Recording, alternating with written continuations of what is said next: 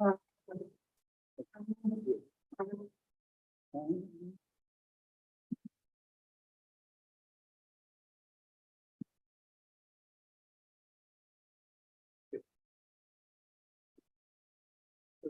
yeah, where I ended yesterday was that. Oh, yeah.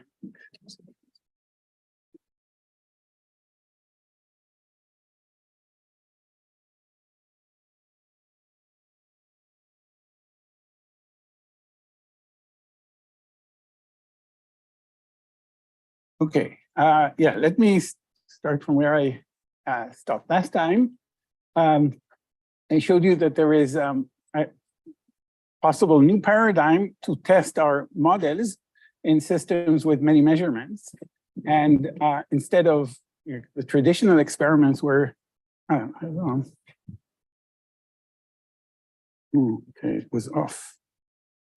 Instead of traditional experiments where we have an experiment that gives us expectation values of observables by kind of doing the experiment many times and preparing the same state consistently, comparing it to a classical model. Now we don't have the starting point because we cannot measure expectation values since we can't create the same state consistently. Instead of that, I showed you an alternative where we average over experiments. That's this bar here. And we average over the measurement, the probe outcome, not expectation value, because we just have single probe outcomes, times some weight function, which is basically our classical estimate for what the expectation value should be, okay? And if we average over that, we get an estimate for the nonlinear expectation value, nonlinear average that we're interested in. And at the same time, we can calculate we can give something that is fully given by theory and nothing by experiment, just the classical estimate squared averaged over the experiment. So we can have a tool to compare our theory to something that has input from experiment. So it's a kind of a new paradigm to understand or to evaluate our theory. However, it doesn't give us a tool to really. That's also what we're interested in physics, is to learn something model independent about our system. And the problem is that the two quantities here both depend on our classical model. So next thing I want to do is to show how to constrain physical intrinsic quantities. And to do that, I'll go back to the measurement-induced transition, where we're actually interested not in correlation functions of these operators, but we're interested in information quantities, averages of information quantities. For example, to remind you, I'm interested in entanglement, for example, like entanglement. It could be also even entanglement entropy of a single qubit. As we saw, we have different information measures. So maybe here it's a good time to show a specific information measure that involves just a single qubit and will give us information about the measurement-induced transition. Just to be concrete, so suppose this is our circuit with inputs and outputs. And we'll have measurements along the way. Let me do the following thing. Let me also measure all the output qubits and also input a pure state. So there is a pure state input, and leave only two qubits unmeasured at the end. So one can ask the question now, what is the mutual information or the coherent information, if I want? Coherent information from, say, this qubit to this qubit, A to B, with knowledge of all the measurements, right? Remember that quantity. And a small, a little exercise will show that this basically maps in the stat-mech model to a spin-spin correlation function between this spin and this spin in the stat-mech model. So it basically maps to a sigma A times sigma B correlation function in the effective stat-mech model. So it detects whether the stat-mech model is ordered or not ordered, or in the limit in the information meaning, it basically tells us about the ability to teleport quantum state between, or to use the state that I get from A and B, it's a pure state now, as a resource to teleport information from, or quantum state from A to B, right? And as we learned, this is basically the average over measurement outcome of the of SB, right? It's just the and we could do it the other way around, and it would be SA. So, and this exactly maps the spin-spin correlation function. In one phase, we expect it to be long range. So the entanglement entropy would, no matter how far A is from B, we always will have capacity to teleport information, no matter how far. In the other phase, we'll have an exponentially decaying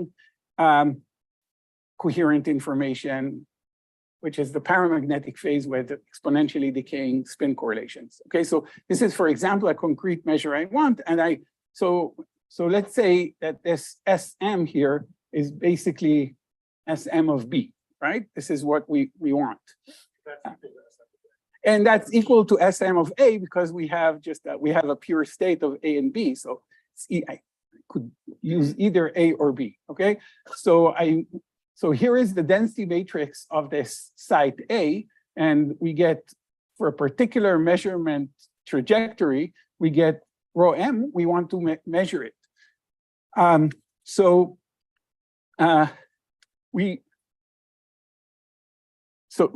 me get back to the board here, actually. So so maybe this is a little bit fast. I want to say what are anyone here heard of what are classical shadows? Few people. So let me actually give a little bit of background on what is a classical shadow. So let's take a step back.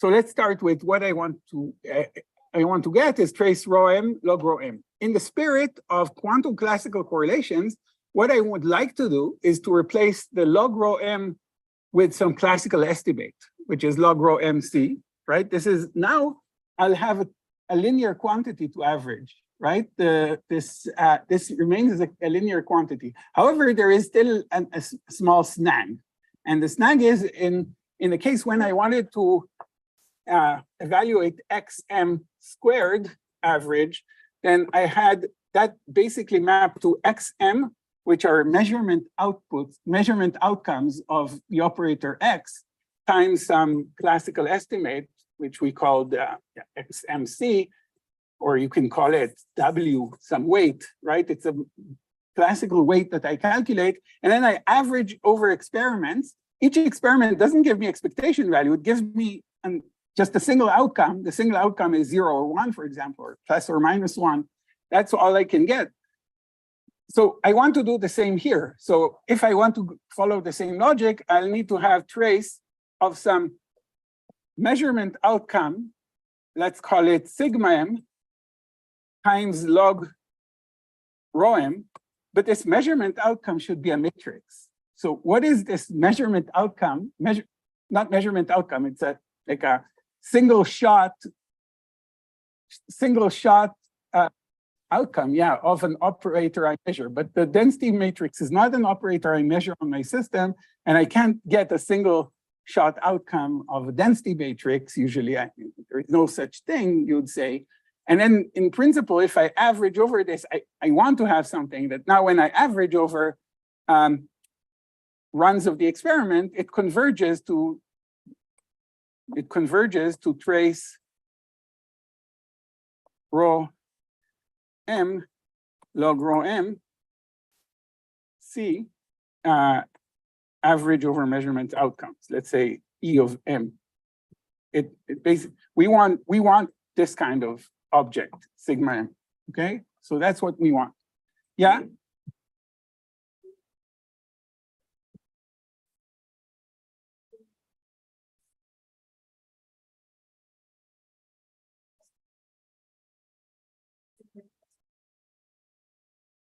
I didn't talk yet about ease of classical simulation. And I didn't even promise you that I'm doing an exact classical simulation. I need some way of getting some number, okay? We're going to get to how accurate it has to be and whether we can actually simulate it or not in a minute. But let's say I can get some estimate. And it's still, even if I can get a bad estimate, I get something, but there is still a fundamental problem because before I could get an estimate of x t, and I could measure the operator, the probe operator x. I get measurement outcomes, and I just average them. I repeat the experiment average. Here, I don't get in each experiment measurement outcome of rho. It's not something I can usually think of getting.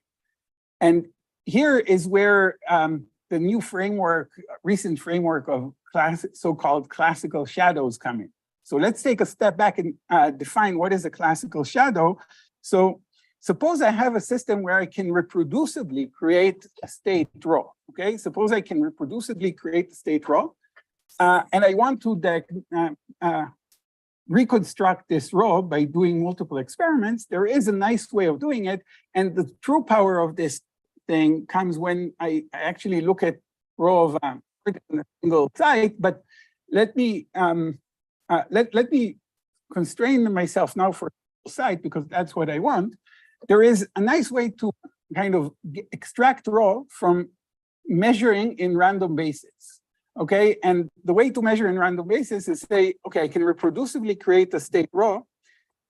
I rotate it to a particular with a random unitary chosen by, let's say, by the Haar ensemble. It turns out to be, it doesn't have to be Haar random. It has to satisfy a quantity called the 2 design. It should be able to mimic the Haar ensemble up to second moment. But never mind for that now. And then we measure always z. Okay, this is like measuring, instead of u, I could say I measure in a random direction.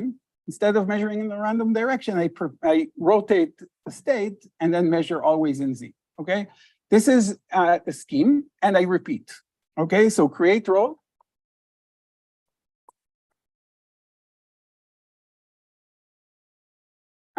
Rotate with you, measure z. I get measurement outcome z. Let's call it r, not to measurement outcome r, and I'll repeat.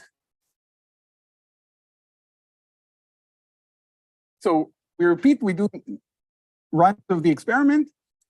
Now I need this object sigma that when I average, the average over experiments will give me rho. And there is an object like that. The object is basically, let's call it sigma of, which is a function of the measurement outcome r, and the unitary u is 3 u dagger, is it u dagger? Yeah, u dagger r minus 1.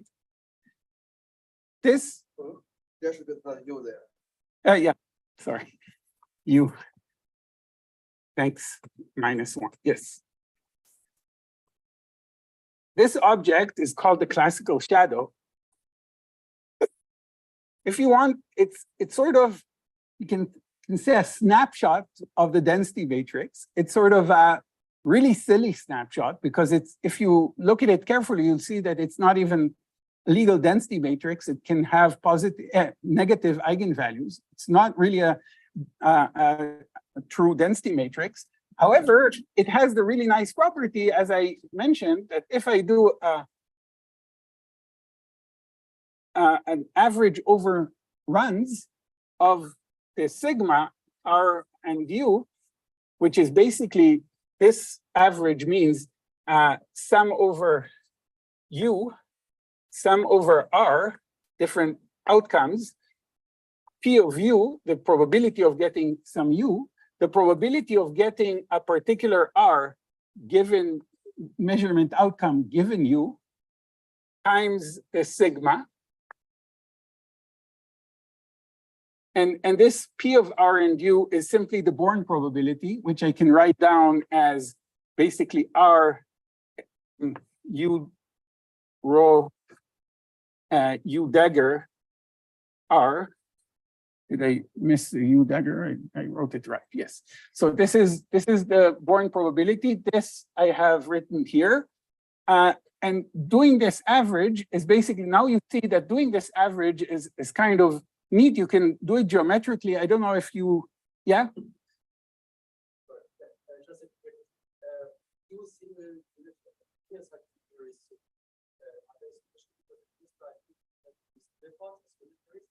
Then you can apply the defaults to your measurements then. So single site unitary. Yeah, I'm doing single site unitary here. I mean, actually, I'm just looking at a single site now for simplicity. Yeah, the 3 comes. Well, the 3 here is if I so I don't have a simple argument for the 3, but if I can go ahead and calculate this, it's actually not so hard to calculate. Yeah, okay, that's another way to, yeah. Well, from this kind of Weingarten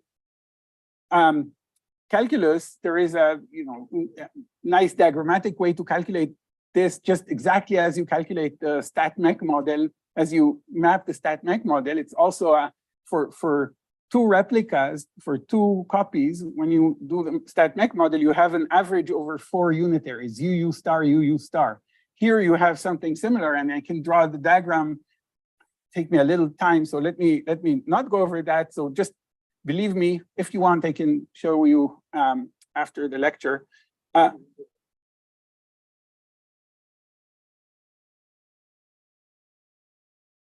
Why is it what? No, the structure comes from. To explain why this is that, I basically need to do a small calculation to show that actually when I do an average of this, so let me show how this average looks. So without really calculating it, this average looks like this. So if I calculate the circuit diagram, I have basically 4 R's, one coming from here, one coming from here, one coming from here, one coming from here. But now I do this map where I change all the bras to cats, or all the cats to bras in the R's. So I have R on top here everywhere. Let's look only at this part for a second. Okay, so we have 2 independent parts. One is the unit matrix and one is this. So let's look at the part with the 3. So I have this thing, and I have 4 unitaries, UU star, UU star. When I turn this around, this turns into U star. UU star, UU star. So there are 4 unitaries behind this thing, and 4 outputs because of the 4 unitaries, ket bra, ket bra. And there is a density matrix here, rho, and there are 2 free outputs. So this should be, this looks like an operator, right? Because here this is R that I have to sum over. And then I need to average all this over U. Okay, so doing the Haar average basically gives me gives me different weights. When you do the Haar average, you have to decompose into the possible states. The possible states are just, say, a state like this. This is one possible where I have plus, plus, plus, plus, and this will have W plus plus in front. Plus, I have look at weight W plus W minus minus, where I have the weights. By the way, if I look at this weight, take a look at this. These are normalized states. This is just 1. This is just 1. This is just 1 because it's trace of the density matrix, and this is a unit matrix. Now let's look at what happens if I take W minus minus. The minus state is a swap, right? I have to connect this ket with the bra of the other copy, ket with the bra of the other copy, ket with the bra of the other copy, and now I'll have here, W minus minus. Now let's look at this. This is 1. This is 1, just overlapping. This is, and this is just the density matrix rho, right? Now believe me that if I'll do that several times, basically get, there is a 3 here. I basically get rho plus 1. I'll need to subtract 1 to just stay with rho. So there is this is basically the gist of this thing. So what you get is just exactly equal to rho. So this is nice, but there is a snag, because what I said here is I need to reproducibly create this density matrix rho. What I have in my situation is I have rho m, which I can't reproduce. I can basically get it only once. So I'll have to call this a one-shot shadow. But luckily, it really doesn't matter. The reason why it doesn't matter, because all of these are linear operators, and when I do the now, because everything is linear, I can permute the sums of over m and over u, and just do the average over u first and get rho m. So basically, because everything is linear, it doesn't matter that it's a single shot, and I get the correct result for the shadow. So, okay, so the upshot of all of what I said here is that I have this object that I can call the measurement outcome of the probe operator, and the probe operator now is a weird operator. It's rho m. This is the snapshot I get for a single shot, and I now have a linear average of that times some reweighting function log rho mc, which is now a matrix reweighting function. I trace it, and I get, by averaging that over runs of the experiment, I basically get the same thing as the average over measured outcomes of this object. And this object gives me what I call this quantum classical estimate of the entropy, okay? It's not what I want yet. It's not the quantum estimate of the entropy, which would just be trace rho m log rho m, but it's the next best thing. You have a question? Yes.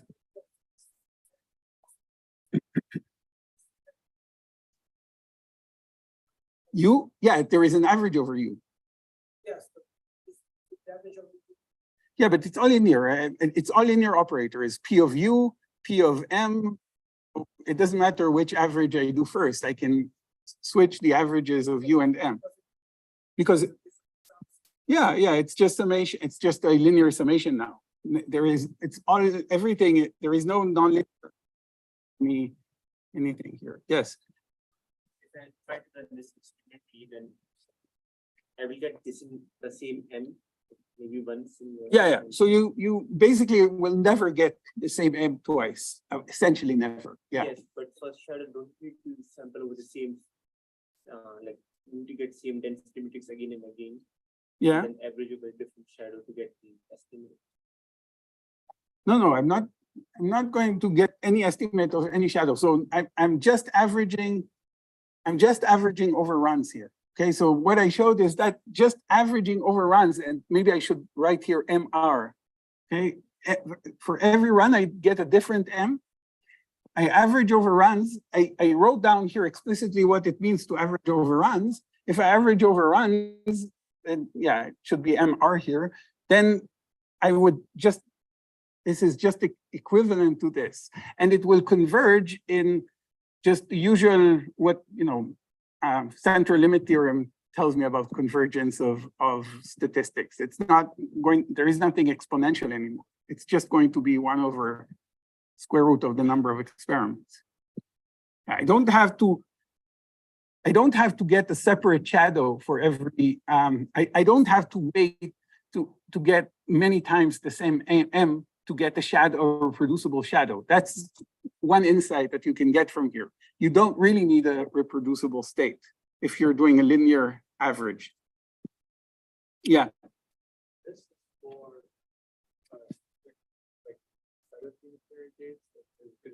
The unitary here has to be average. It has to be R random up to the second moment. Yes. But it has to be chosen independently each run of the experiment. Each run you have to choose a completely different unitary or independently of the previous run. Okay, so you're just really. This unitary has nothing to do with the unitary circuit. So the unitary circuit is this circuit, and on that I have to attach this. So I have to attach here. This is basically, yeah, here I have to attach a unitary U and then a measurement of Z here. Yeah, so as long as for one site you have one there, so you have two sites, you have to do like a two. No, I just have one site because I'm interested just in the density matrix of this site. So if I write actually the full diagram, I want the density matrix, right? What I need, this site has to be traced over. So I need to have the same, right? I'm doing it all for a density matrix. So I should actually write it twice. This is the site that I don't care about, A. This is really traced over. And this is the site I'm interested in. And that site has U dagger on it. It's rotated by U. The density matrix rotated by U is having U and U dagger here. And then this is basically what I wrote there. The density matrix is rotated. And then I do a measurement of Z here. And get an outcome. Like, say you're interested in two sites. Like now you're just looking at one, Suppose I'm interested in two sites. Okay, so there is a marvelous property of this shadow that the two-side shadow is just a product of one-side shadow. At least you can do that. You can have a different shadow with a different, you can also have a different, more complicated shadow, but just doing the, taking the shadow, the tensor product of the shadows of the two will kind of give you a good distance to the of the two sides, even though that density matrix is non-separable. That's why I said this sigma m is not really, the snapshot of the density matrix has nothing really to do with the true density matrix. For example, it will be separable while the true density matrix is not. It just converges after averaging to the correct density matrix. Yes. Yes. So one can show even for without post-selection problem, the convergence is, it goes exponentially with the number of sites you want to measure. So yeah, that is, and that's why when I'm interested in information properties, I better kind of look for information properties that are single site. Otherwise, I'll have exponential overhead with the number of sites that has nothing to do with the post-selection problem. It has to do with even if I have reproducible states. It's basically the difficulty of measuring, like doing tomography for end states. Yeah. Yes. Why don't you just replace this rho and G higher? Oh, that would not. That's not good because then we still have. Sorry. So, but what then do we do with this?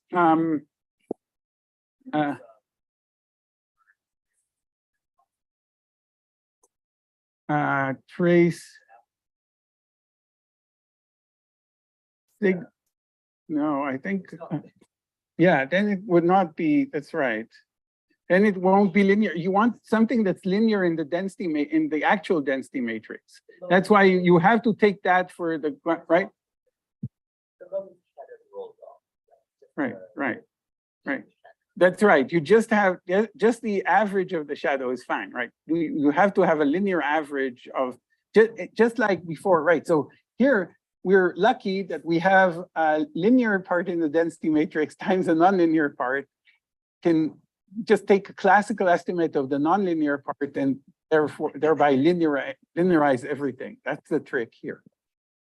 Okay, so what this gives us is just summarize as a way to get this object that is not exactly what we want. But it's like the analog of the quantum classical correlation. Now I want to show you that I can bound the actual quantum classical correlations using objects like this. Okay, so to show this, where is it? Yeah, so to show this, let's look at the difference between what I know how to calculate, which is SQC, and what I really want, which is the true entanglement entropy. So this is the subtraction of these two things. times minus. And this is exactly equal to the quantum relative entropy, which is a measure of the difference between the distinguishability of two density matrices, rho and rho C. Okay, so this is in classical statistics. This is the generalization of the Kehl divergence in classical statistics, which is a measure. It's called relative entropy. Also, it's the measure of the divergence between two different distributions, how distinguishable they are. It's an information theoretical measure. It has many nice properties. For example, the one that I'll first use is the fact that it's positive. The fact that it's positive immediately tells us that the quantum classical entropy is an upper bound to the true entropy. So already we bounded the true entropy from above. It turns out that we can even bound it from below. We'll see another more useful bound, but not rigorous, but there is also a rigorous bound from below. So I can use another property of the quantum relative entropy, which is its monotonicity. Remember that the entropy in quantum mechanics, von Neumann entropy, is not monotonic in the sense that the von Neumann entropy of A is not necessarily smaller than the von Neumann entropy of AB, unlike in classical systems, which is kind of a weird property of the quantum entropy. But the quantum relative entropy does have this monotonicity property, just like the classical entropy. Namely, if I look at just a subsystem A, then the difference between the two, the relative entropy between the two density matrices is smaller than the divergence that when I take them over a larger system. Okay, so there is a monotonicity. Using this monotonicity as well, I can also bound the entropy from below. So the entropy, so the quantum classical estimate is larger than the entropy, but I can also have easily accessible quantum classical quantities, entropies that will bound it from below. Okay, so I can basically have an upper and lower bound to my intrinsic property. Yes.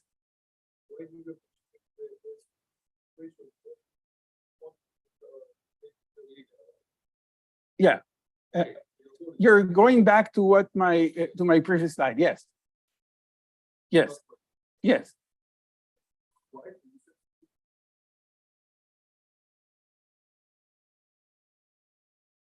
Because what I do in order to show that the shadow converges to the density matrix is an average over unitary average over UU star, UU star. I just need that to equal the Haar average. I don't need more. Okay, yeah. So basically I can use Clifford's, for example, instead of usual U. That's kind of a very practical reason why it's good that it's just a two design.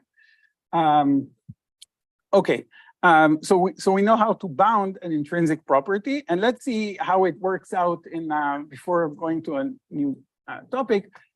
Let's just see how it works out in a real system. Well, we don't have a real system, but we do a classic. So we need a real quantum system to calculate SQC. There is no way to calculate it on a classical system. We need to actually generate the data in a quantum machine. So to simulate that, what we're doing is we're doing an exact simulation, exact calculation that will simulate the quantum machine. While for the classical estimate, what we're doing is a matrix product state calculation we evolve a matrix product state in the circuit, and after every time step, truncate it to a bond dimension chi. So the bond dimension in principle wants to grow indefinitely, and we truncate after each step. So this is the classical model now. And we do the classical quantum cross correlations as we would treating the exact calculation as if it's a quantum simulation. So every time we do the exact calculation, it outputs a set of measurement outcomes. we input the set of measurement outcomes to the MPS, we project onto those. It's very easy to project an MPS onto its measurement outcomes, and we get this. And so for different bond dimensions, we can kind of improve, if you want, the classical model. Increasing bond dimension on a matrix product state improves the accuracy, and you see that the lines start to have more and more the exact results, which are so I didn't write here, but the white points are just the exact entropy, von Neumann entropy of site A there. And you see that it's always above, as it should be. Now, we also can calculate the fully classical estimate of the entropy, just take it out of the MPS, and you see that it always hugs it from below. And there is a reason for that too, at least for asymptotically for large systems, because, and at least at the critical point, which is around here, and definitely in the volume law phase, because a matrix product state always has area law entanglement. So if you go beyond some kind of scale set by chi, by the bond dimension, if you go sufficiently long scale, and this entanglement entropy has to, the entanglement entropy of that site has to decay exponentially. So while in this regime, the true entropy is decaying, is not non-decaying. So it has to be a lower bound. And at the critical point, it's also a lower bound because it decays exponentially versus decaying like a power law, right? Spin-spin correlations, remember, decay is the power law at the critical point, effective spin-spin correlation. So this is actually it turns out for this situation, a more useful lower bound than the actual rigorous lower bound I showed you before. And you see that it actually works very well up to the critical point where you can't really calculate anymore, and it basically has to diverge. Yes? Yeah, so the rigorous lower bound, the problem with that is that in this situation is that A and B are in a pure state. So it will just be zero, right? Well, there's a problem that you have rho that has a zero eigenvalue and this log diverges. So what you have to do in order to get a kind of reasonable lower bound is inject noise, and then it's kind of a pretty bad lower bound and it's very noisy. So it's not very useful.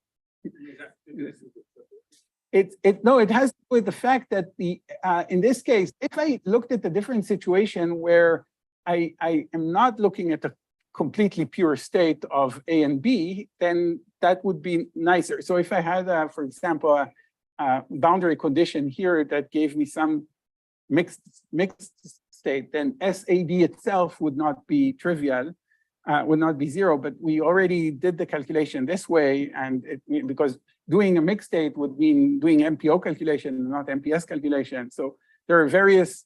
So yeah, in principle, it's a kind of just a technical problem. Yeah. Just like skin measuring one of the middle two bits.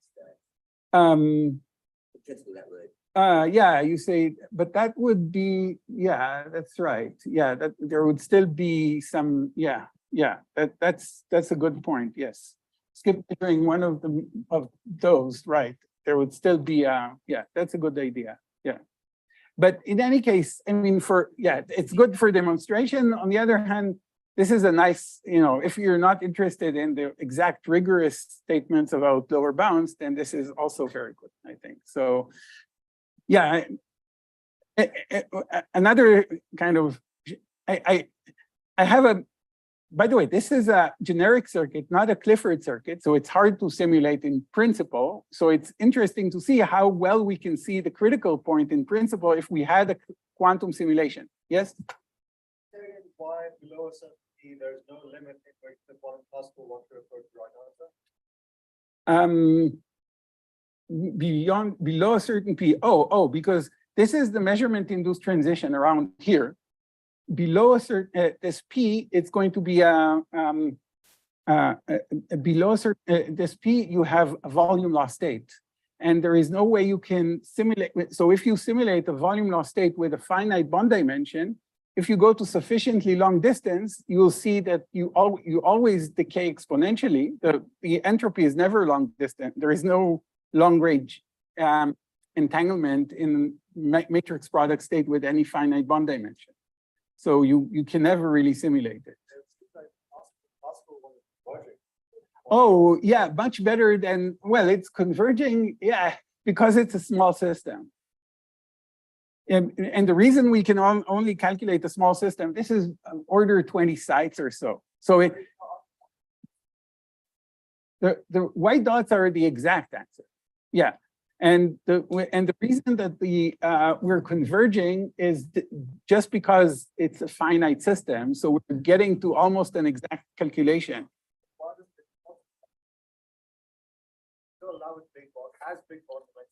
Yeah, but it doesn't have the same the quantum classical is a completely different beast than the classical. Does it have convergence properties of the same classical? Oh, no, not at all. Not the same convergence. Do I not get the quantum classical? Oh, yeah, you would, but the convergence rate is completely different. And we can actually, that's a little bit more subtle, but we can actually even understand the divergence of this, of these lines away from, they converge worse even at the critical point. So even at the critical point, there is a different kind of finite entanglement scaling exponent for these two objects. So yeah, these are very, very different objects. But if you did the quantum classical, The quantum classical, then if everything was exact, yes, would all of them would converge to the same thing. Yeah. But that would happen only at infinite bond dimension in here. Yeah.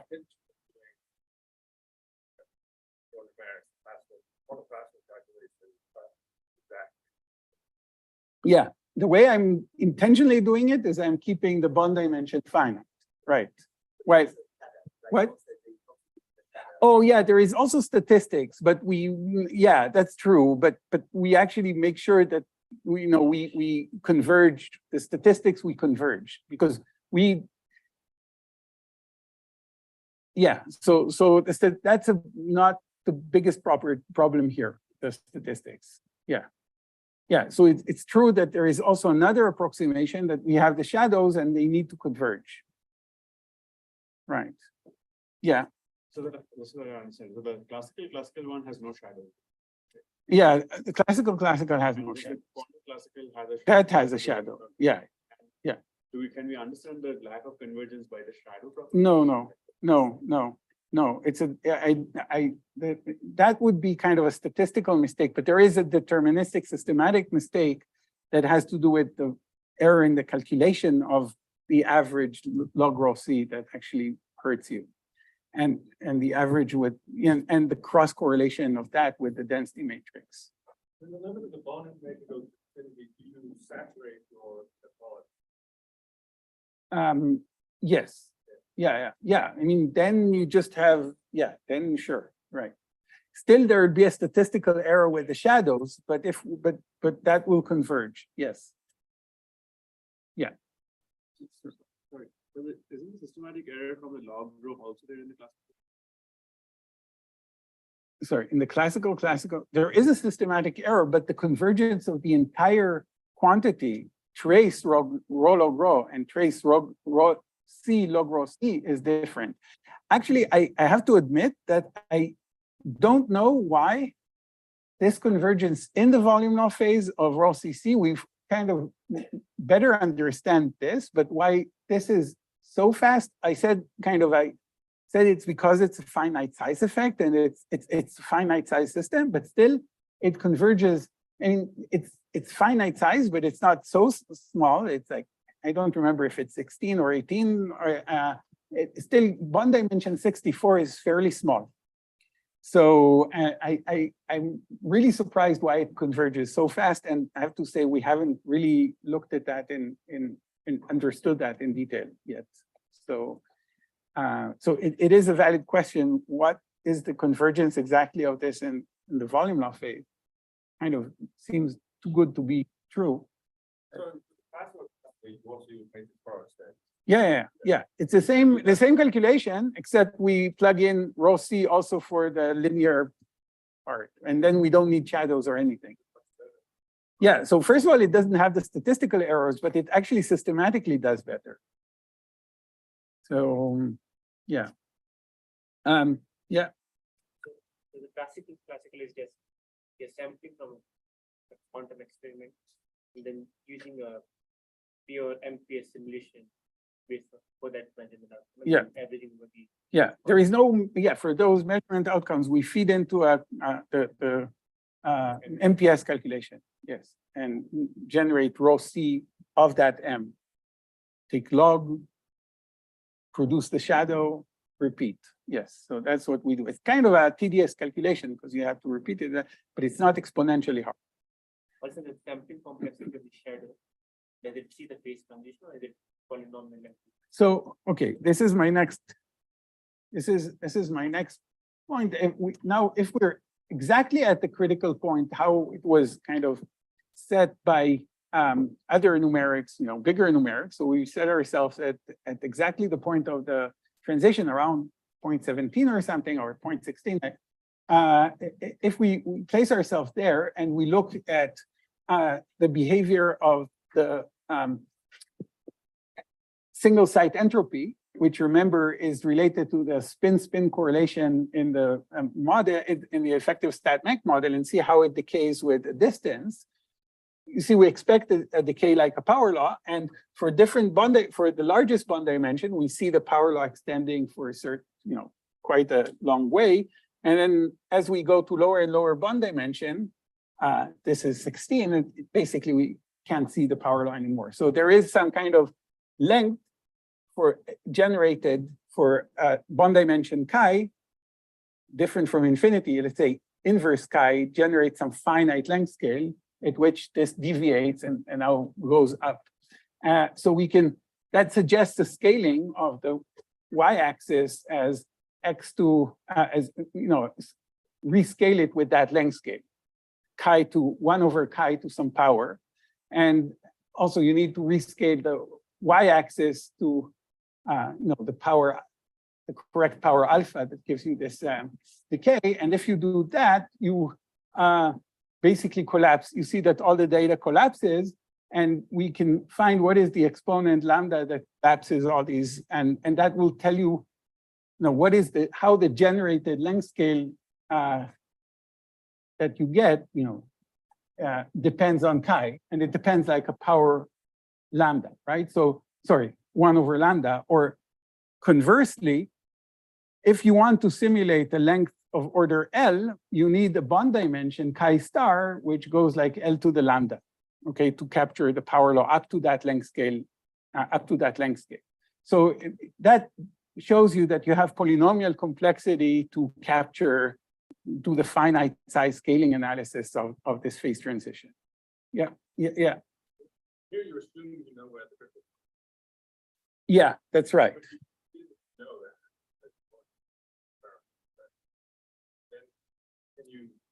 Yeah, right. So I think what we would have to do then is we would have to directly do finite size scaling analysis, rescale these curves.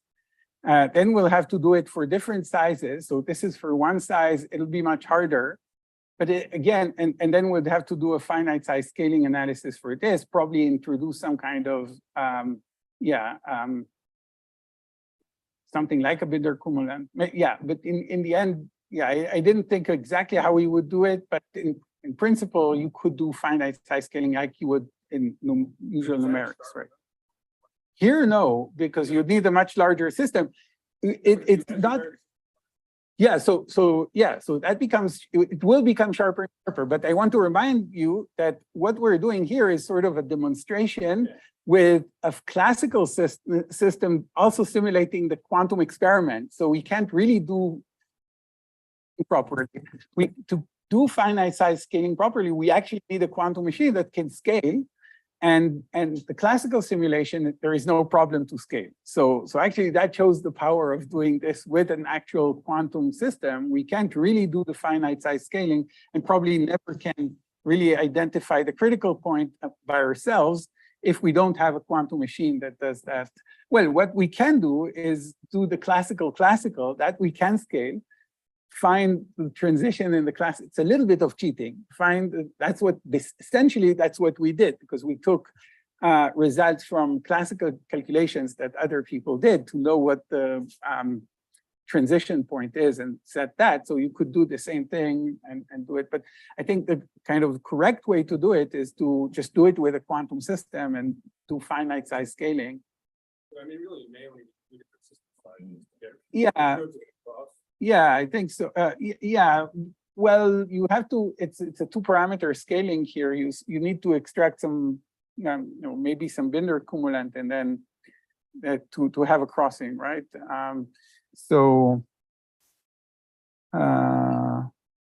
But probably you can do that because these are like order parameters. So I didn't think. Yeah, it's like an order parameter. So you can extract. So if we have a guess for what the power is here, then we can do it more easily, but maybe we need to divide by some second moment. So to kind of get rid of that power, maybe that's easy. So yeah, I didn't think of it. So that needs to be figured out. Yeah, if we're actually going to use it, yeah, but I don't think this is an essential problem. It's just like usual. I mean, it's probably going to be like, how exactly the way you do finite size scaling for the transition in usual numerics. I don't think it would be kind of fundamentally different. Yeah. Yeah. The next slide, if you scale instead of the you could have a different, like, is the conclusion that if you scale the bond dimension is different? Oh, yeah. So actually, we're actually in the process of extracting careful finite size scaling analysis for FTC. I don't have results here. And the reason is that result was somehow too noisy to extract, and actually too good in a sense to extract, because all of it falls so close to the data. It was hard to extract an exponent directly from that. So we need larger simulations. We actually turned out to be better if we do it with weak measurements than if we do it with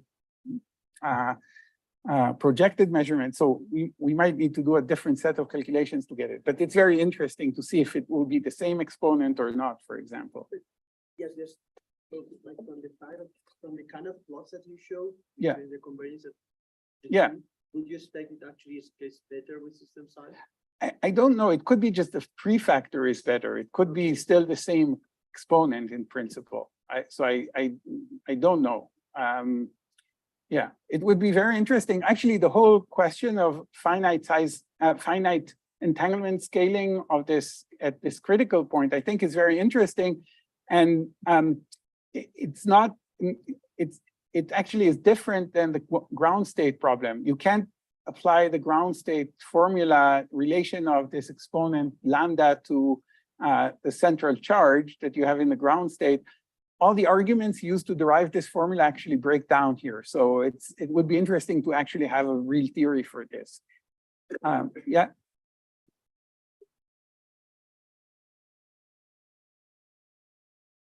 This?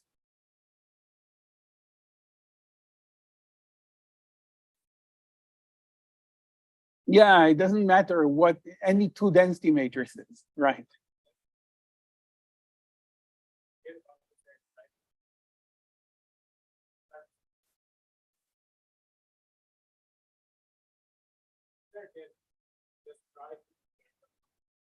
Yeah, so a really fantastic question, because I have a slide for this. Yeah, actually, we were trying to do it's what I wanted to say in the Outlook, and it's actually something we're pursuing now. Is in 1D we have a good classical model, which is a matrix product state calculation. But say in higher dimensions, we don't. Well, we have certain models we can think of, but there is no canonical model to use. So maybe let the machine find the model for us. And because we have an upper bound, it basically can serve as a cost function for finding this model with the neural network. So the idea would be that you'll have a quantum simulation that runs for you, samples you input to a set of, so you'll have to train this model separately for every configuration, unitary circuit configuration. So let's fix the unitary circuit. Instead of being random, let's fix one realization. And now for this realization, let's run it many times. Every run will get a set of measurement outcomes, feed it into this neural network. It will feed out some raw MC. No calculation really done. No calculation of the circuit. Raw MC. You also have this shadow, what I call sigma here. Input them to create SC, and we want to minimize this. So we just run it again and again and again. Maybe neural network will find a more efficient classical simulation to do the same thing. So that's something we're really intrigued about and actually trying to do. Yeah, so yeah, very good point.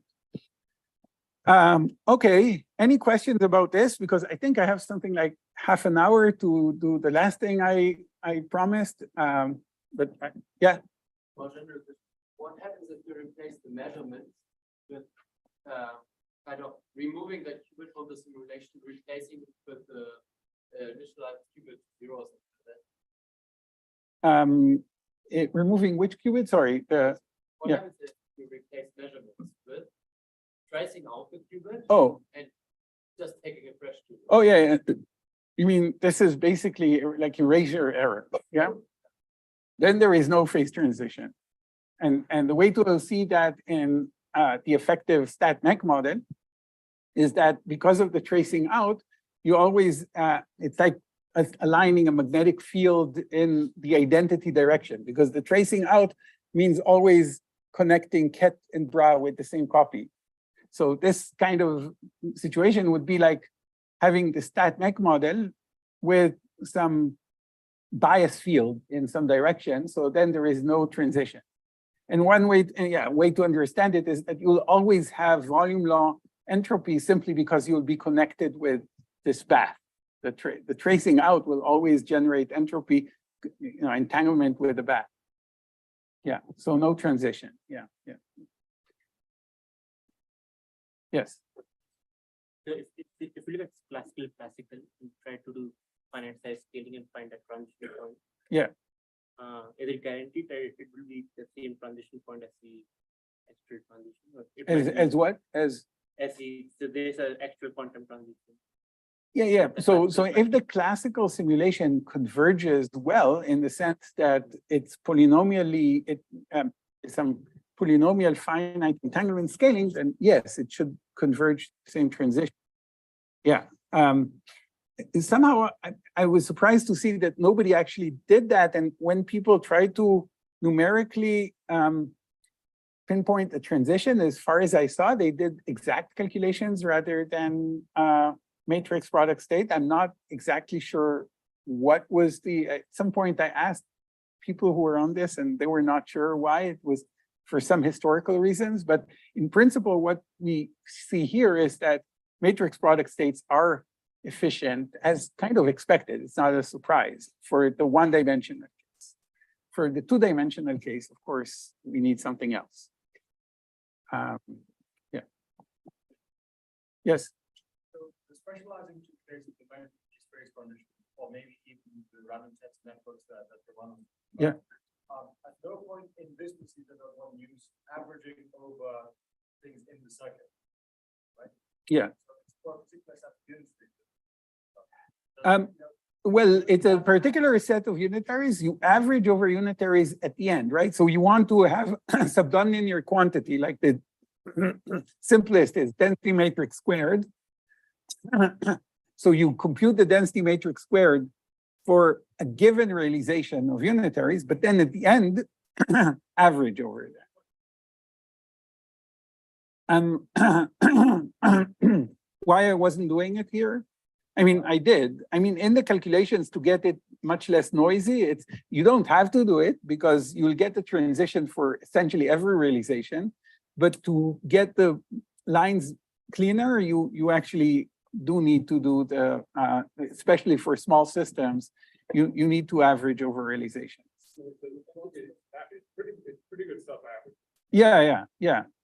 So yeah, you don't need to average over a lot, but you average over a few realizations. Good average. Yeah. In those plots, there is an average.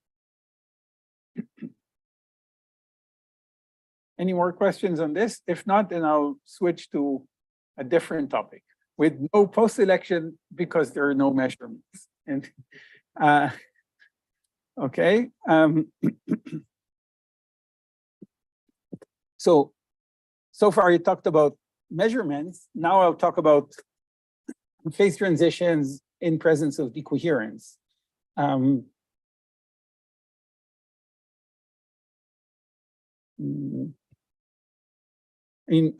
me. So,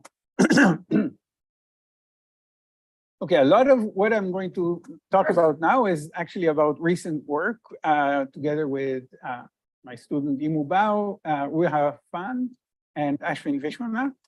And the idea is very simple. We're interested in what happens to topological states, and in particular, but just as one example, topological codes, but they don't need to be actually topological codes. It's kind of general for any topological phase. We take the topological phase and now apply some decoherence to it, local decoherence, can call it errors, and for some finite time, stop. And then what we are left with is some mixed state. It's not a finite temperature state. It's a corrupted state, corrupted by some finite time decoherence. So now we want to ask, what are the topological properties of this mixed state, whether it's topological or not topological? Quantum information, from the quantum information perspective, if you use its topological ground state degeneracy to encode quantum information, is that information still protected or not? So can we unify and understand all these things as what happens to a topological state under decoherence?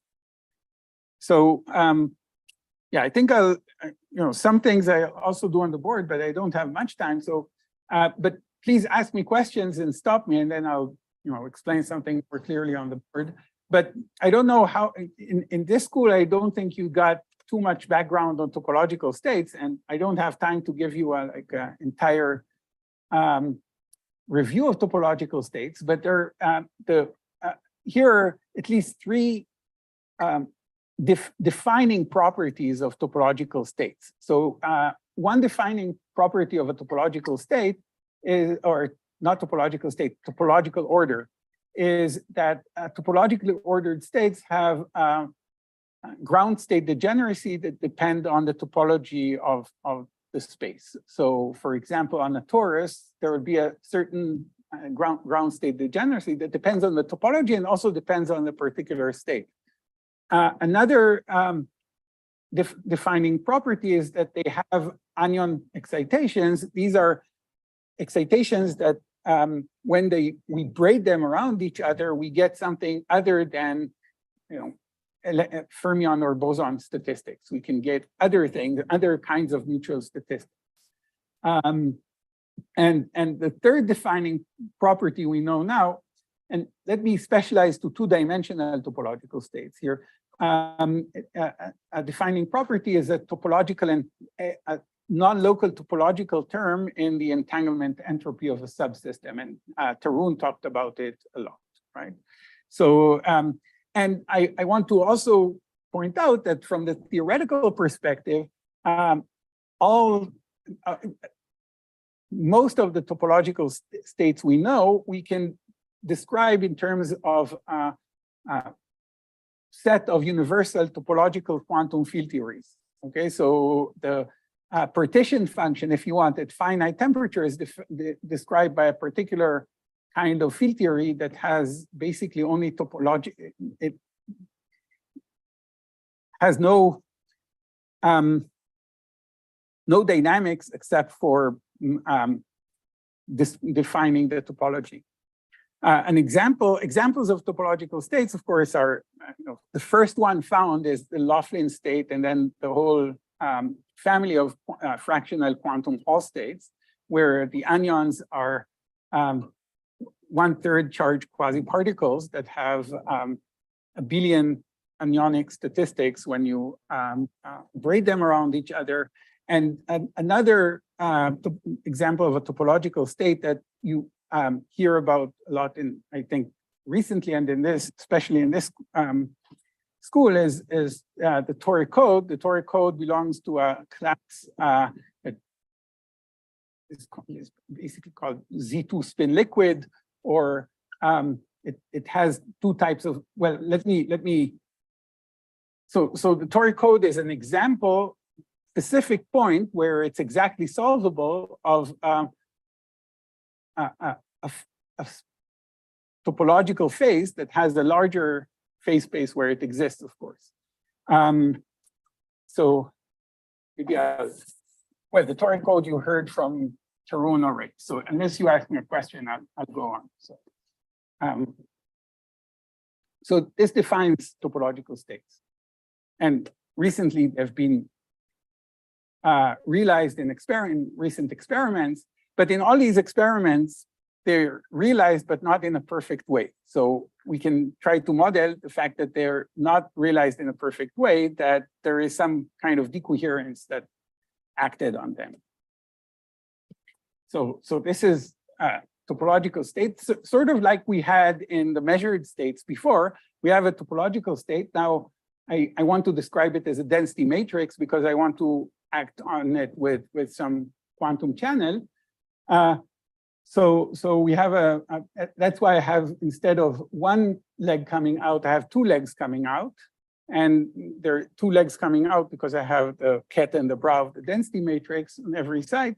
And now I act with some local dissipation channel on each side, which means that I have a product, tensor product of quantum channels acting on each side. And each one of these quantum channels is basically what you learned before is a quantum channel. It's basically a sum of actions with Krauss operators, where these Krauss operators obey a normalization condition, okay? And because these are local quantum channels, they can be purified. And as we saw a lot of times before, what it means they can be purified, I can represent them in terms of a unitary circuit where I replace each channel, I add an ancilla for each qubit and apply some local unitary between the ancilla and the qubit. That basically, if I trace out the ancillas, that will give me exactly the same as the quantum channel.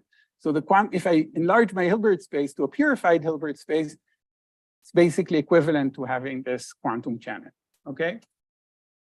And now we can ask a set of questions. If the topological order existed in the ground state, now we act with this channel, does it still exist? In what way? What are the possible phases we can get, and how we diagnose topological order in the mixed state? And now I want to claim that there is kind of alternative ways to view this question and answer it that will seemingly give us conflicting answers. So you could say, one thing you can say is, well, first, there is some topological transition because we know that this topological code can protect quantum information up to some error threshold, okay? And I think you'll hear about this famous paper that has been mentioned a few times before, I think by Tarun and maybe by Sarang, that there is an error threshold in the toric code. There is a really beautiful StatMech description of this error threshold. There's a phase transition in a StatMech model. I want to actually dwell on that a little bit now. So maybe I'll do it on the board. So in one minute. This error threshold means that if my decoherence acted for too long, something fundamental changed about this code. So there should be some transition in the mixed state, topological transition. So let me get back to that in 1 minute to tell you, because maybe some of you don't know what this is, and it's actually good and interesting to know. But there is another perspective that, as I just said, local can be purified, can be understood, or is equivalent to applying a local unitary between each physical qubit and an ancilla qubit. So we have a finite depth unitary evolving an initial state that has a trivial state of all the qubits times the topological state of the physical qubits, all the ancilla qubits and the topological qubits. I evolve it with a finite depth unitary. If I evolve it with a finite depth unitary, all usual expectation values like this cannot become singular. So there can not be any phase transition. And in particular, Wilson loops will behave exactly as they behaved. There cannot be any phase transition in the behavior of Wilson loops or any other usual diagnostic of topological order. So from this perspective, there is no transition and the system remains topological always for all times of decoherence. So what's going on here and how should we, finite depth. Well, for finite depth, yes. But we're talking about finite depth. And the decoherence, we say the decoherence is finite time decoherence. So that corresponds to finite depth. Yeah. So there is no singularity that can happen in any kind of regular observables. So how can we actually, how can we resolve this conflict? Yes. Exactly. We write the quantum channel as a term. So operator map, how do you quantify it? If I write it as, yeah, how do I quantify? Because you can have the probability of applying, the Krauss map can be a probability P of, say, one Krauss operator could be X, for example, and it could be the other Krauss operator, this could be K1, and K2 would be 1 minus P. Times maybe with the square root. So it could be like this, right? That would be the and you can tune P. P is basically the decoherent strength. So let me.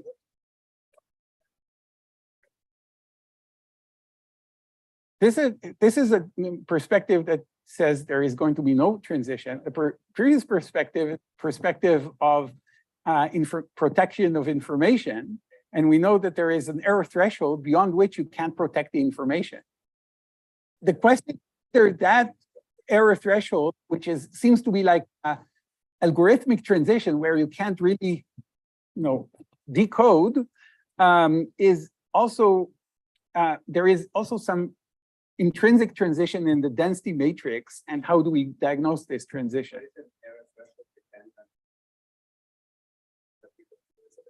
Yeah, it will. So there is a function of the depth, but the depth is finite. There is a finite error threshold, which means that there is a finite depth of decoherence channel that will give rise to a.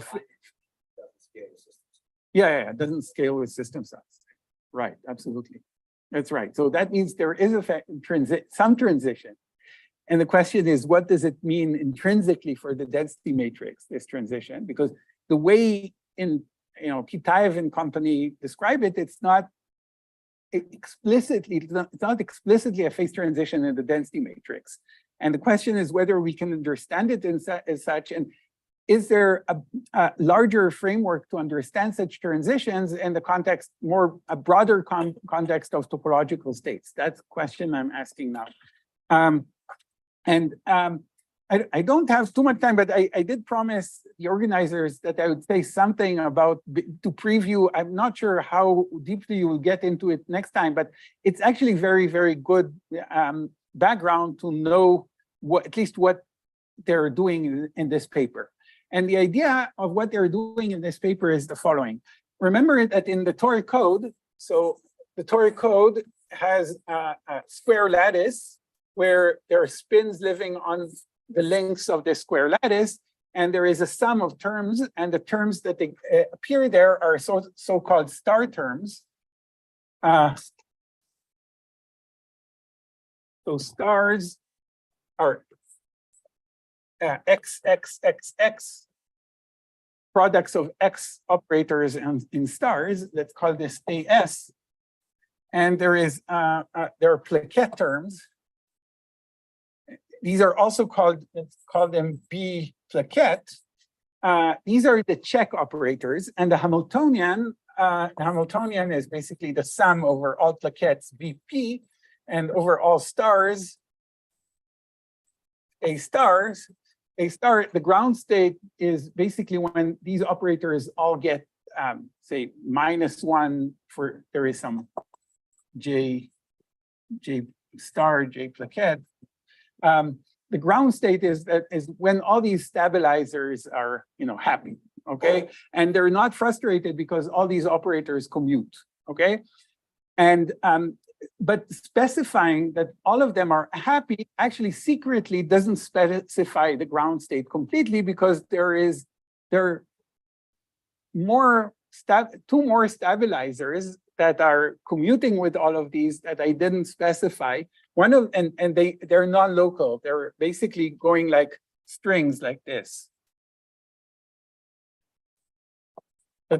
Strings that go all around the torus. And maybe another one that goes like this all around the torus. And they define a code space of 2 qubits that live in the holes of the two holes of the torus. And there is another operator, there is another 2 set of operators that anti-commute with them, which are, so anti-commutes with them. There is a string of Z operators that anti-commutes with this. So basically there is let's see, so these are X operators living here, for example. This is a string of X operators. There is a string of Z operators that anti-commutes with it. And I can say that this operator, I can call it sigma X. And this operator, I can call sigma Z. And they form an algebra of Pauli operators that defines the qubit along in one hole of the torus. And similarly, I can define the operators that define the qubit on the other hole of the torus. Now,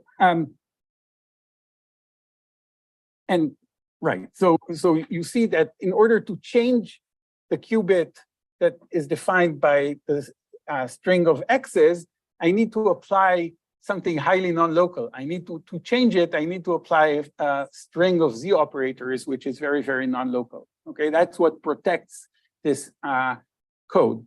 Now, what you do in error correction is you look at, you think error correction a little differently than I thought about it before. I don't think of it now as a quantum channel. Let's look at the trajectories in this quantum channel. So trajectories are specific errors that actually occurred in one realization of the channel.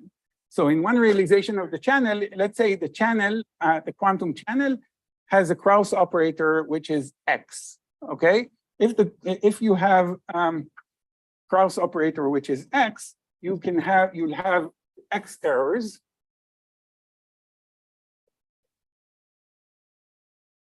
If I apply a string, if I apply X's everywhere, not everywhere, in some positions with probability P, I apply X. Near the application of this X, I destroy the plaquette operators on its 2 sides, and I create unhappy B plaquette. An unhappy B plaquette that violates the parity around the plaquette is called an M anion. An unhappy X plaquette is called an electric charge, an E anion. Okay, so there are 2 types of anions here, E and M. And when I measure BP or AS on some plaquette or star, I basically measure if on that plaquette I have an E anion or M anion. Okay, so the important thing for all this in a coarse-grained perspective is that when I apply X errors, in the end, what happens is I create many M anions. So I create M anions. If I have very few errors, namely that I have just X in, yeah, I have an X here error and X here, I'll create anions, just pairs of anions that are very close by. If I have many errors, then I can have strings of X's that I can, for example, get a string like that will get this anion here and this anion here. And I can get another string like this that will get this anion here and this anion here. Now I measure my system to check what happened. But of course, I can't see these strings of X's. The only thing that I can see by measuring the B plaquette operators is I can see where the M's are. So I see that this is here and this is here. I don't know that the error happened like this. It might as well have happened, for example, like this, around the torus, for example. Why is it important? Because if I knew how it happened, I would know to take these two M's and simply bring them together and annihilate them, and I get a state without any errors, right? The problem is that if I do that, and I actually should have annihilated them from the other side of the torus, what I do is I'm going to change my code space. Okay, so then I'm going to do a non-trivial operation that will change my code because, well, I myself am not doing a non-trivial operation, but the error has done some of the operation for me, and now I'm going to do the rest, and I'm going to change the code space. Okay, so code state, yeah, the code state. So the problem is I see the errors and I'm blind to how they occurred. I only see their edges. Okay, so now I want to ask the question: what is the probability? So I'm guessing. I need to guess where the error occurred. So let's say I guess that it's here. What I see is a configuration of M's, for example, and I guess how the error occurred. Okay. And now the question is, what is the probability that my guess is wrong? And actually, what is the probability that the guess is so wrong that the correct thing has a different topological class? Okay. So the question is, given that, what I'm going to do is I'm going to assume that the error occurred in a particular way.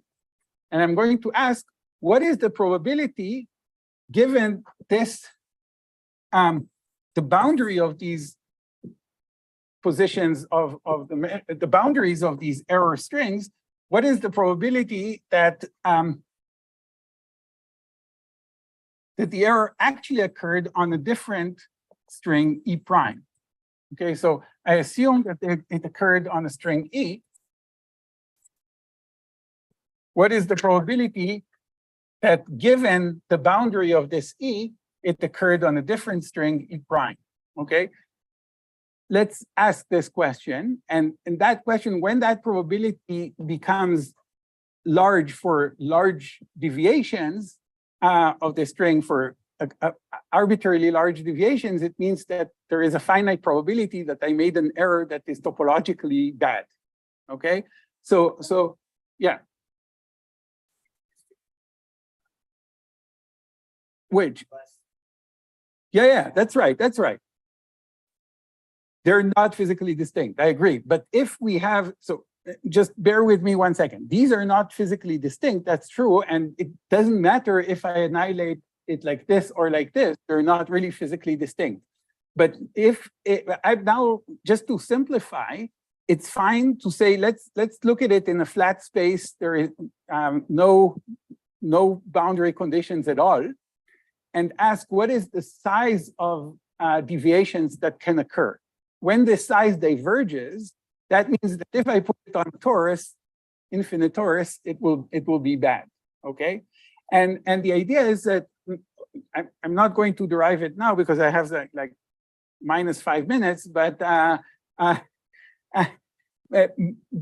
you can view this. Now you see that if I determine the endpoints, then I can view these loops around these that must go through these points as domain walls of an Ising system. right, if I want to specify where these error channels are, my guessed error channel and the real error, sorry, the guessed error string and the real error string, they occur on a loop. I can write this, the probability that the error E prime occurred given the boundary of error E that I guessed as some partition function, or as a Boltzmann weight, which has a product over all links, e to the minus some j on the link times a variable, a fluctuating variable. This j is just a coupling constant, and this u defines whether I'm on this loop or I'm not on this loop. Okay, and let's say u is +1 not on this loop and -1 when you're on this loop. And now we have a partition function written in terms of links of this square lattice. It turns out that this is hard to really calculate because this UL is kind of constrained to be on a loop, and it's hard to resolve this constraint like this. It's easy to resolve this constraint if instead of using this variable UL, you represent it, you resolve it in terms of some fake Ising variables that sit on every plaquette. So these are links, and now I can have some fake Ising variables on I and j plaquettes, and I can write this UL as sigma I, sigma j, where UI is -1 if the spins are anti-aligned and +1 if they're aligned. And this becomes an effective Ising model, except when you actually calculate these probabilities JL, you'll see that there is either ferromagnetic or anti-ferromagnetic interaction between the loops, depending whether they're on the error string that you guessed or not on the error strings that you guessed. So then you get, whether they're on the error string that really occurred or not on the error string that really occurred. And that gives you an effective random bond Ising model, because random bond Ising model. Yeah, it gives you an effective random bond Ising model. And this random bond Ising model can either be ordered, in which case, when it's ordered, these domain walls are very small. So the domains are very small, so you don't have large fluctuations of domains. When it's disordered, you get wild domain wall fluctuations, which means that you can't really guess the right error homology, because you'll get infinite size domain walls. You're bound to make a mistake. Okay, so this phase transition between an ordered and disordered random bond Ising model gives us a decodability transition for the or error correction threshold transition for the toric code. Okay, so this was kind of my duty to say.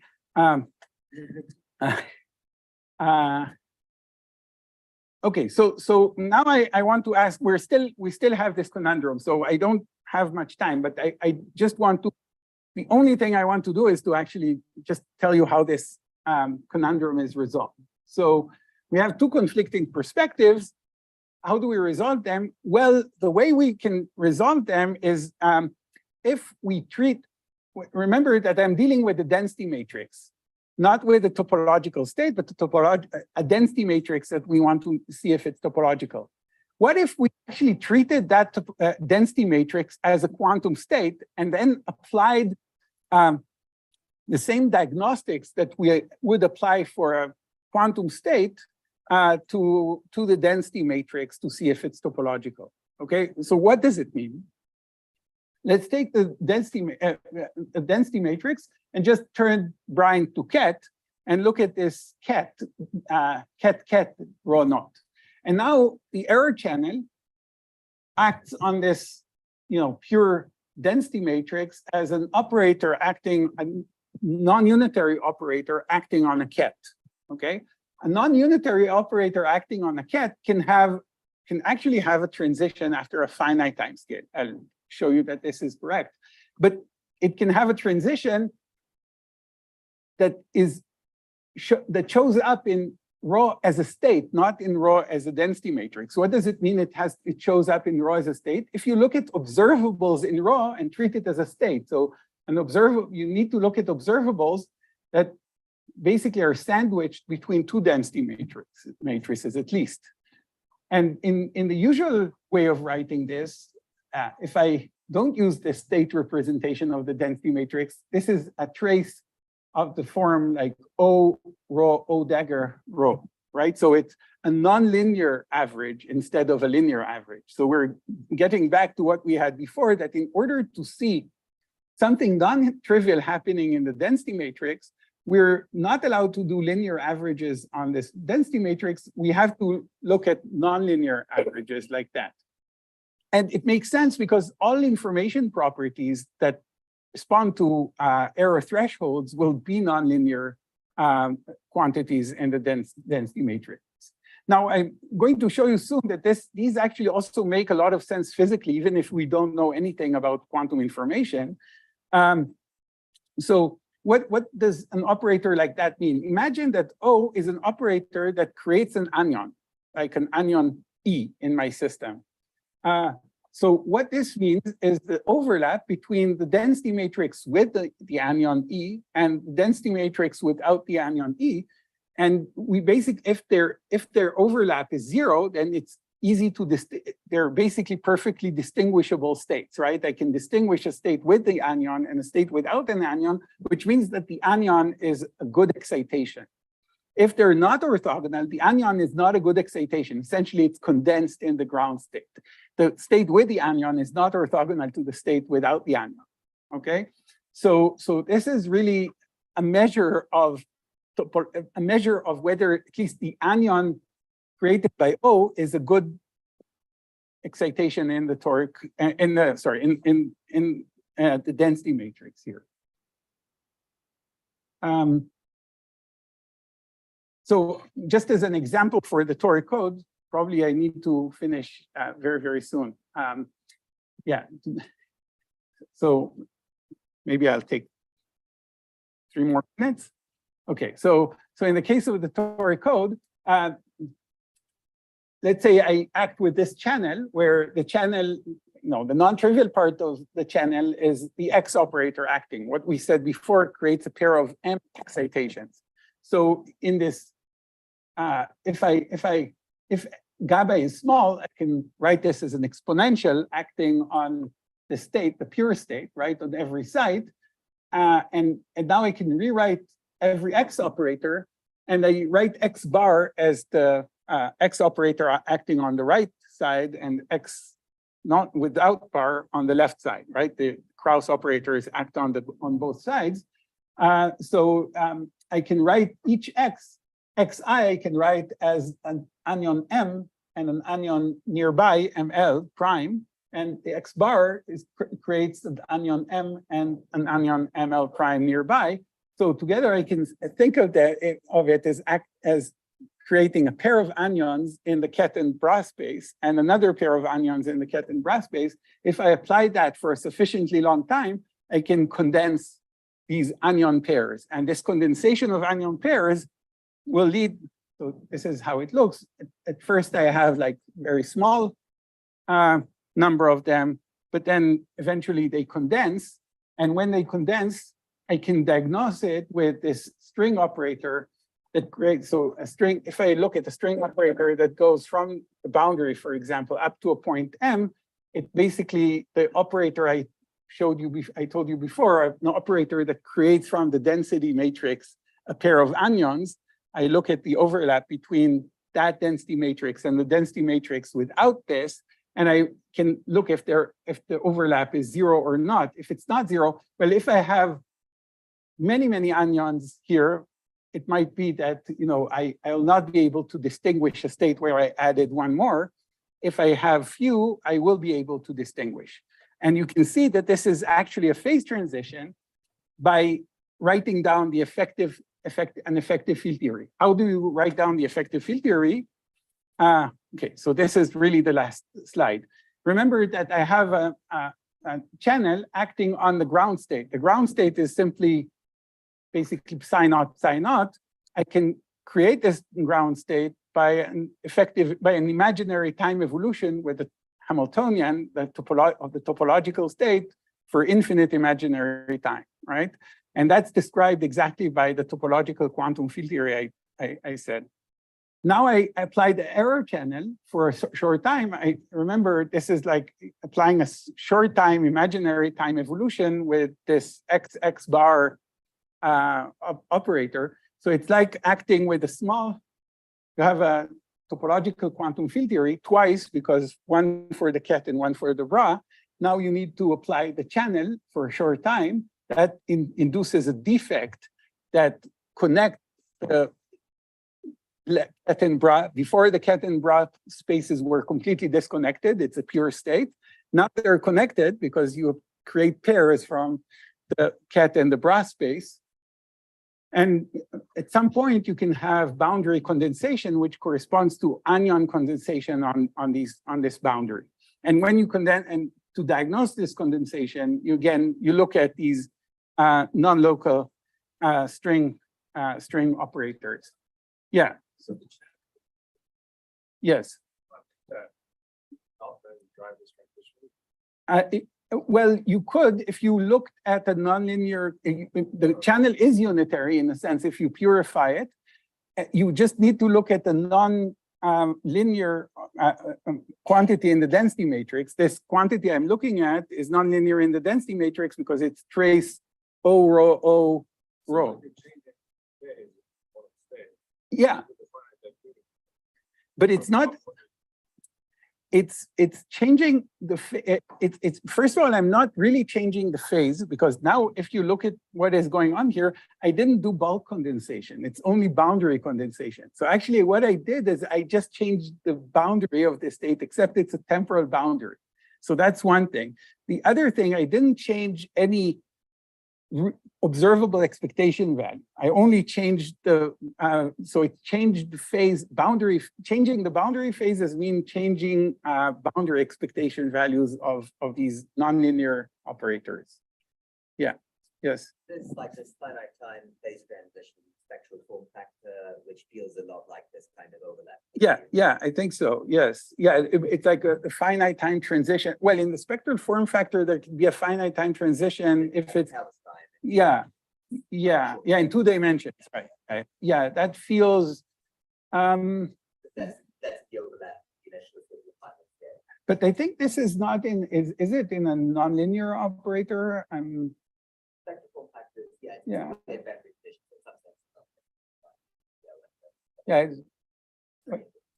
Yeah, time's up. So okay. So I won't go into. We can demonstrate this effect directly.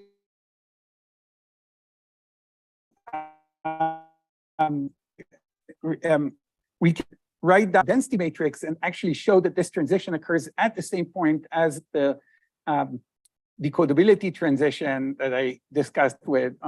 It actually, there is a different StatMech model that describes the density matrix and describes the different diagnostics of the density matrix, but it's exactly dual to this Kitaev, Preskill, Denis, Landau model for the error correction. However, what the advantage of this intrinsic model for the density matrix, it allows you to calculate intrinsic properties that show that you have a phase transition. So in addition to these string operators, something maybe that you know from Tarun's lecture is the negativity. You can ask about what happens to the negativity as a function of applying the decoherence channel, the negativity of the subsystem. Initially, it's there is a topological subsystem negativity has a topological term as a constant term, and you apply the error channel at the transition. Suppose if I apply just the X channel, I create only M's, it reduces by half. It jumps to half of what it was. And then if you apply the Z channel as well, it will reduce completely to 0. And that corresponds exactly to a transition where you lost the quantum memory and you were left only with classical memory. And the next transition is where you lose both the quantum and the classical memory. And the nice thing is this is a very general framework. Even if we don't have a code, we can understand decoherence-induced transitions in Laughlin states, in any topological state in principle. It doesn't even have to be a stabilizer state. Okay, so I think we better. yeah, done.